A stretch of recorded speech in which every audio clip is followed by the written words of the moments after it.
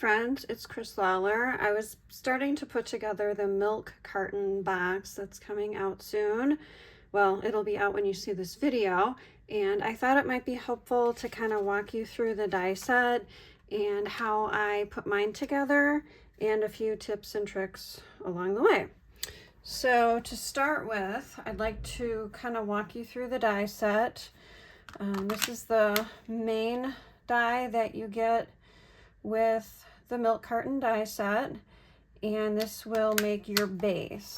And what I like to do, especially when I'm working with a brand new die and being on the design team, we don't always get to see samples ahead of time of what it's supposed to look like, is I take the main die and I just run that through and I figure out how it should go, or how I think it should go. And this is what I came up with. I just used tape. Obviously, normally I would glue it, but just for practice. And then when I'm done with this, I'll actually remove the tape and then store it with my die set, so I have a sample to refer back to. So basically it looks like, you know, I'm obviously in my 50s, and when I was in school, we would get milk. We paid 15 cents for milk, and we would get milk in a little carton that looks very much like this. So this was kind of nostalgic for me to work with this. But anyway, so what I do is I will typically fold it together and then make myself a sample, and then that'll also help me when I'm deciding like what I'm going to put on the box. I'll kind of have a guide as far as how much space I'm working with. So anyway, what I did next on the actual project, I cut out the main die in Pixie, and then I cut out the layering dies. They give you 4 layering dies, so I went ahead and cut those out for each of these panels. And then this part in yellow is for inside, and I thought that would look nice just to kind of have a pop of yellow in there. So anyway, what I did is I just kind of creased everything, and then I went ahead and put down my pieces, and I did it on my magnetic board, and so I laid it down, and then I had the magnets on top of everything, so everything could get really adhered well. So to put it together, it's pretty simple. And this is, you know, this is how I figured out to do it. I'm sure there's other ways to do it. Let me move this out of the way. So what I did was I just basically did all the creasing, and then on this piece, I'm gonna go ahead and put my glue, and you can use, you know, that double stick tape, you know, whatever you prefer to use. I kind of like to use the glue because then I have a bit of wiggle room. So I'm just gonna kind of make sure I'm getting that adhered down. So there you go. And I'll just kind of do it the other way and press a little more.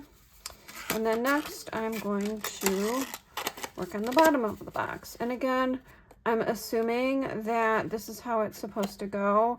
You're going to have your 2 flaps meet in the middle, and then this flap, and then this flap with like the nice edge will come over. So what I'm going to do here is I'm just going to put my glue on here and get this down. And then I thought what I'll do next is just kind of take a bone folder and get that in place.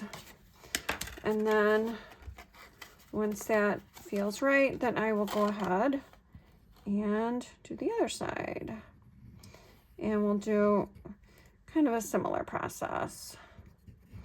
All right, I'm having a little trouble with my glue. My room is kind of cold this time of year, so sometimes some of my glues don't always work. But anyway, so once I have that done, I'm gonna go ahead and adhere this in place. And again, I'll use the flat side of my bone folder to get that in place. So that seems pretty good. And then next, I will go ahead and just kind of, these just kind of fall into place, which is nice. So really, the only other thing that you're going to need to glue is, and I'm just going to kind of, you know, give your paper a little bit of a workout so that you can either have the spout open or you can have it closed. So what I'm going to do next is just go ahead and just going to put a strip of glue, so like right there, hopefully you can see that, and then just kind of put it in place. Whoops, wait a second. I made a mistake. I did not want to go that far. So what I'm going to do is just, I just kind of took away some of that glue where my spout is. So anyway, I guess let's just stick that out so we don't accidentally glue it shut. I guess the rule of thumb would be that you want to just glue to where this line comes up, okay? So let me just make sure there's no glue on that. So what I'm going to do next is I'm going to go ahead and close that shut. And I thought it would be better, of course, you know, you could probably do it ahead of time too, but when I was putting it together, I figured out that there were these layering pieces, and I thought it would be better just to kind of get it into shape first and make sure my spout is opening and closing, and then go ahead and add these.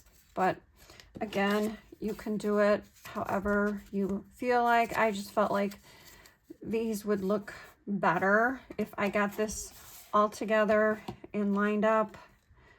So I'm going to go ahead and put these layering pieces down. And again, you don't have to do these, but I do think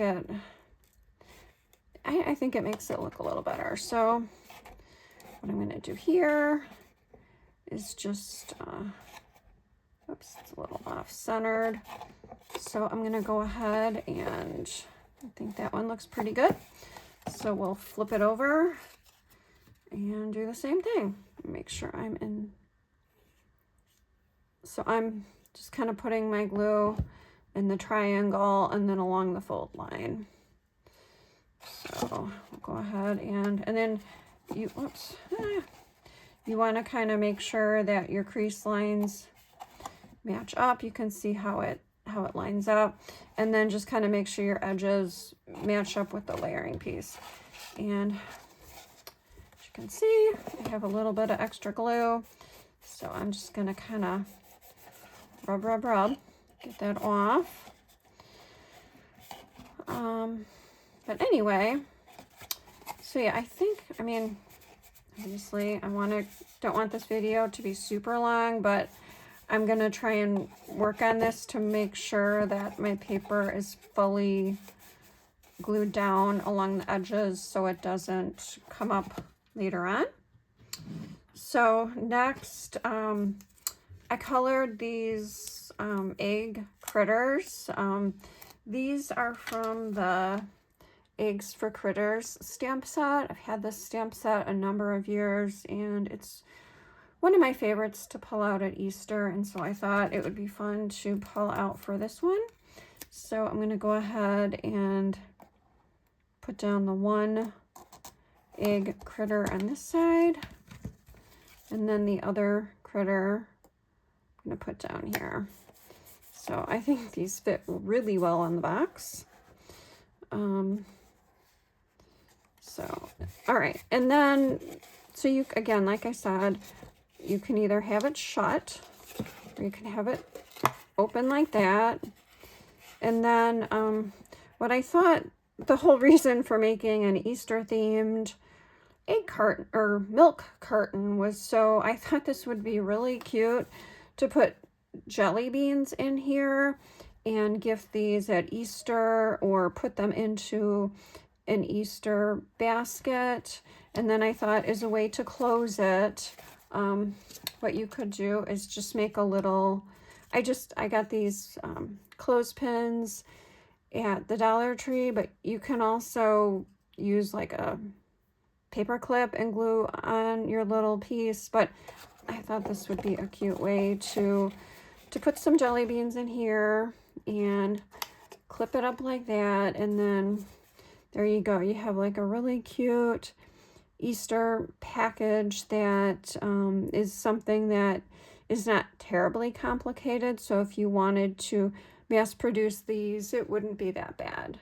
So anyway, thanks for watching my video. If you have any other questions or if there's something you'd like to see, please leave a message in the comments. Thanks so much.